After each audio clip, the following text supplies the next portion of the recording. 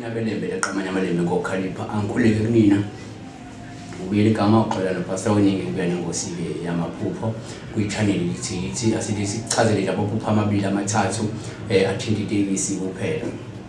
Aqale nje la azivele zingene sigqile kulona ke amaphupho la uma ubona uphupha ubona itekisi uma ngenze ukubona uyogibela itekisi i-trip imnandi ithokozisa lolu uphawu lwencebo uphawu lokuchuma uphawu lwenqubekela phambili ezayo kumaduzane kuwena. Kodwa uma ngenzeka lelo phupho lelo i-trip leyo osukuthatha lo tekisi ingabi mnandi lokhu kusho ke inguquko ezizayo. Ngenzeka ke uzobhekana nesimo la khona kuzoba nzima kakhulu ngakwezomnotho ngenxa ke yokwehluleka ukulawula into eyithinta imali zakho. Uma ukuthi usomabhizinisi ubona ke itekisi ephushe lakho leli kungashuka amathuba ukuthi ngafuna ukutshala imali kwebhizinisi elisha kanti futhi imali ke iyamaniswa ke la nawo amatekisi ephusheni kusho la kungenzeka uthole ke amathuba azokusiza ukwazi ukukhula ukudlondlobala ukulindele ukuthi ke uthola amathuba azokuzwisa kakhulu njengosemabhizinisi. Sikhuluma ngomuntu oyibona ke ehamba ngalo itekisi lolu ke uphawu lokuthi kufanele ukuthi ungavumeli abanye abantu kube yibona abakwenzela izinto unganciki ungabi too dependent kwabanye abantu. Kungenzeka umuntu onomuntu okuyena ohlezi ekwenzela izinto uma unenkinga uyena uhamba phambili lokho kusho ukuthi ke manje udinga ukuthi uyibambele izinto wena mathupha. Asikhulume la ngomuntu ophupha ke itekisi elimhlophe. Uma ngenzeka uphupha itekisi elimhlophe lelo ke uphawu lwezinyathelo noma kulama movement ley'nyathelo ekhona empilweni yakho. Kusho ukuthi kunesinyathelo noma izinyathelo ozoyithola noma ezizokwenza empilweni yakho okwenzeka ngezizokuzuzisa noma ke ngezimbi. Uma uphupha itekisi elimhlophe lokhu kungaba uphawu kwesinye isikhathi uma ukuthi umuntu okulindele nokulungele ukwamukela inguquko ezizayo. Futhi ke leli phupho leli lingasho ke izinto ezimbi eziseza lisho ke namathuba ezayo futhi. Asikhulume ngomuntu ophupha ke itekisi elimnyama. Uma uphupha itekisi elimnyama lokhu kusho ke i-misinterpretation lokuba nefantasy kodwa engasiyona into yangempela ukuyicabangela lezenzela ithome magama emqondweni ngezinto ezinhle while in reality akusinjalo.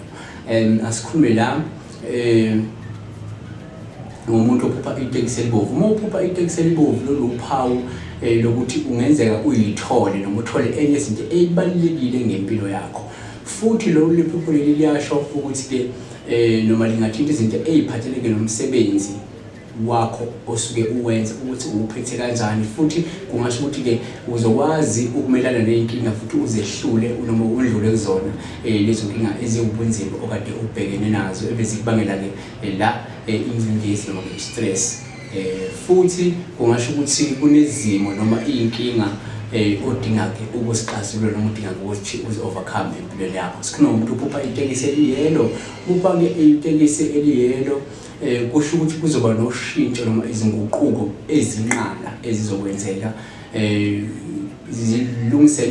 zilungiselele noma kulungeleke ukubona inguquko ezinhle empilweni yakho okade uzilindele yabo. Futhi kusho ukuthi la lezi nguquko zizokuxhumanisa nabanye abantu futhi uzoqhubeka nokuzabalaza ukuze ukwazi ukuthi ufeze amaphupho nokufeze amathemba ekade unawo futhi angeke uze ume. Futhi kungasho ukuthi kunabantu abafuna ukuthi beme endleleni yakho uma uphupha itekisi eliyelo. Kunabantu abafuna ukuphazamisa izinto zakho noma kuma endleleni yakho uqhubekela phambili endlela yakho impumelelo. Sikhuluma ngomuntu ophupha itekisi online. Uma ungenzeka uphuphe la ufuna ukwenza uku-applyela itekisi online ukuthi lizokulanda lizokupick up ndawana thize. Iphupho leli lisho ukuthi ke ngamanye amazwi noma litshengisa ukuthi kunesidingo sokuthi ulifune usizo noma ucele usizo kwabanye abantu uma ukuze ukwazi ukuya phambili empilweni kwezinye izimo. Shuthi nje ngamanje isikhathi ukuthi ubheke ukuthi uyakwazi ukuthi ucele abanye abantu abangakwazi bekusize ukuze ungabi stuck impilo yakho ingemi. Asikhuluma ngomuntu ophupha itekisi elidala. Uphupha itekisi elidala kodwa lisesimeni ke sihle lokhu kusho ke ukuthi ke umuntu okwi-direction right njengamanje kusho ukuthi ke ikusasa lakho libukeka liqhakazile futhi ukodwa ke uma ukuthi ubhubhele itekisi elidala esesimeni esibi lokho ungasho ukuthi ke ungahle udingeke usizo ukuze ukwazi ukuqhubekela phambili nempilo yakho. Sikhulume ngomuntu ophupha itekisi livule umnyango noma itekisi enomnyango ovulekile.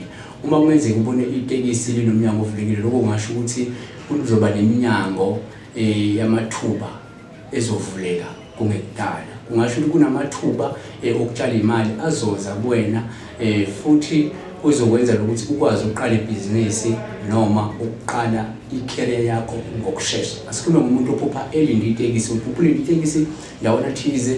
Uma uphupha leli phupho lolu uphawu ukuthi kungenzeka uzothola izeluleko ezibalulekile empilweni kungekudala. Futhi kusho ukuthi amathemba akho ngekusasa kumele ube umuntu onobekezela, umuntu onobeka umoya phansi futhi ufuna ube umuntu onokuzethemba ukuze uzokwazi ukuthi ufeze amaphupho namathemba onawo ngekusasa lakho.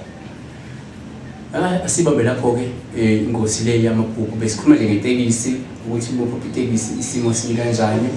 Aphinde ngigcizelele ukuthi uma ufuna si-interpret iphupho kuba lula ukuthi uchaze uthi ungena into details kule phupho lakho usho ukuthi kube kanjani. Ngizokwenza isibonelo futhi ukuthi uma ngenzeka uphuphe ubona ingane.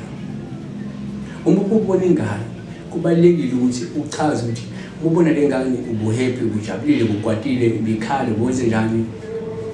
Uma ubona inja ile nje bikuluma, ububaleka, ibikhokotha kuphela, ibikujabulela izimsila, ubuthukile, ubukwatile, ubunyanyile, yabo lento kwenza ukuthi kube lula, yabo bekusebusuku eksemini, bukukakho bekusesigangeni, yonke lento leyizo ukuthi kube lula ukuthi umuntu elichaze iphupho. Ungakhohlwa ukusubscribe, usilandele ngaso isikhathi, utshele nabanye abantu bakwazi ukuthi besilandele nge-channel. Ukusubscribe kwakho nokusilandela nokucomment nokuba nama-suggestion kwenza ukuthi sikwazi ukukhula, sigcine ne-content ikwazi ukuthi nayo improve ikhula sonke isikhathi, ikhule kunye nathi nawe ukhule at the same time.